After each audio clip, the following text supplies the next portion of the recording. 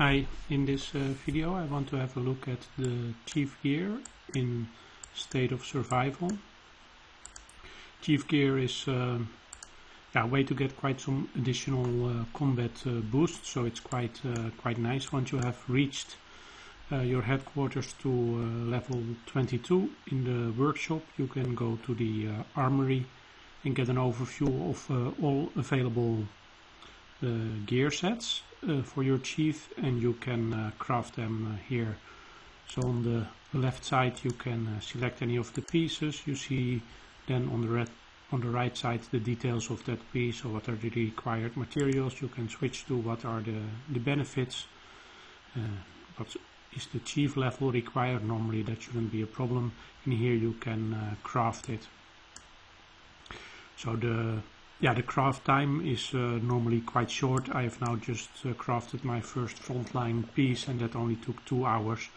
And you get help from Alliance help from that as well. So no real need to use speed ups, although you do have some crafting speed ups.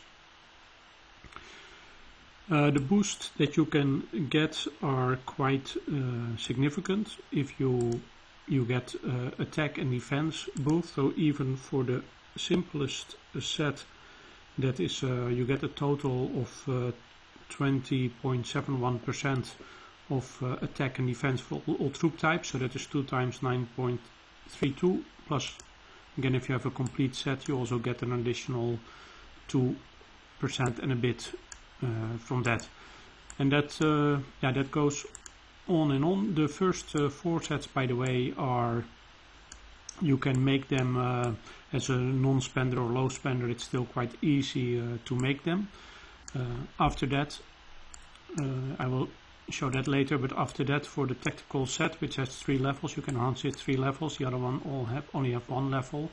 You require some tactical gear design pieces, which you can only acquire via buying bundles, as far as I know. From that you can really get very significant boosts, and it goes up all the way to a total of 177.93% for a legendary set. So that is quite huge, but from this epic set you also can still get 50%, so that is also still quite nice. Going back, so normally what you need if you want to make a piece is this advanced alloy, the adhesive, and the chief gear tools. If you go look at this technical set, in addition to those 3 you also require tactical gear design, and I haven't seen it anywhere, and it also states you can only purchase it via bundles. It's not always correct what they say how you can get something, because if they here for example show advanced alloy, you can only get that from the infected horde and bundles. That is definitely not true. There are also other ways to get it, not huge amounts, but this specific tactical gear design, I haven't seen it at all anywhere. So these materials I think I already showed. So you can get them from some events. The most where I got them the most from is the infected horde ranking. As an alliance we ranked 6th the last time we played, and that gave us a little bit. All members got 210 advanced alloy, 3 adhesives, and 1 chief gear tools. Individually I ranked I think 68th at that time, and I got 4,800 advanced alloy, 50 adhesive, and 23 chief gear tools. So that already adds up quite a bit. There are various other events you also can get some, normally quite small amounts, but you just have to pay attention and always keep an eye out. I think we got some advanced alloy. You normally also get a little bit from Plague Zone battles, and I got some advanced alloy, adhesive, and chief gear tools from the Alliance Showdown event where we ranked. Okay, so that and as you could see, you can also purchase them. The Advanced Alloy is 2 biocaps. The adhesive is 200 biocaps. I don't know what the Chief Gear tools cost, because I always have enough, so no reason to buy it. One time I did buy some of the adhesives. You can argue whether it's really worth it to spend your biocaps on this. It can get quite expensive, and the thing is, if they don't change anything, you will get stuck with a complete frontline set anyway. So spending biocaps likely just means you get stuck at the frontline set faster, and maybe you can better spend biocaps at some area where you can keep growing for a longer time. That's just my consideration. Okay, so we already know that, and we know how to craft it from the workshop Armory.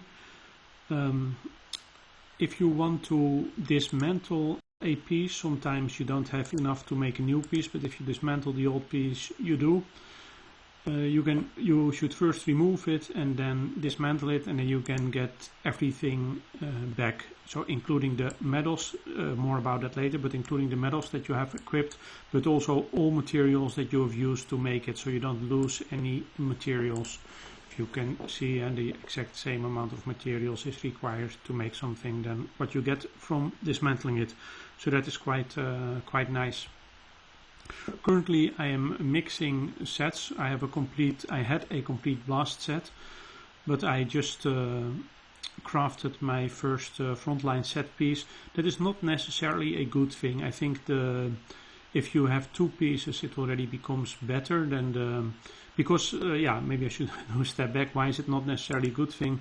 Because now you miss out on the set boost. So I no longer get the 6-piece boost, the 3.94% attack. I think we can see that, here. So the green one is active, the gray one, gray, white, light gray, white, is not active.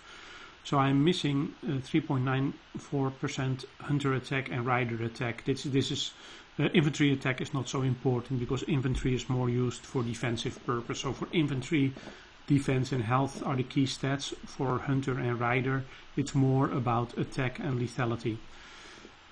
Okay, if we look at the benefits itself, 17.74, and sorry about that. So 17.74 going to 22.55, so that is a bit more than the difference in that I'm missing from the set boost. So actually my hunter attack is going down a bit, like 0.8% or something, while my rider attack is going up a bit, and while my rider attack is going down and my infantry attack is going down. So I don't know whether that's really worth it.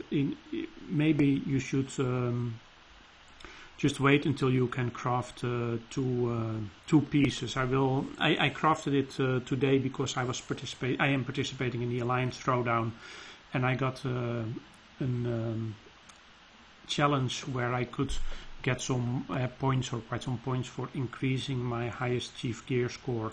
We'll just have a look whether there is one active at the moment, so that I can show that.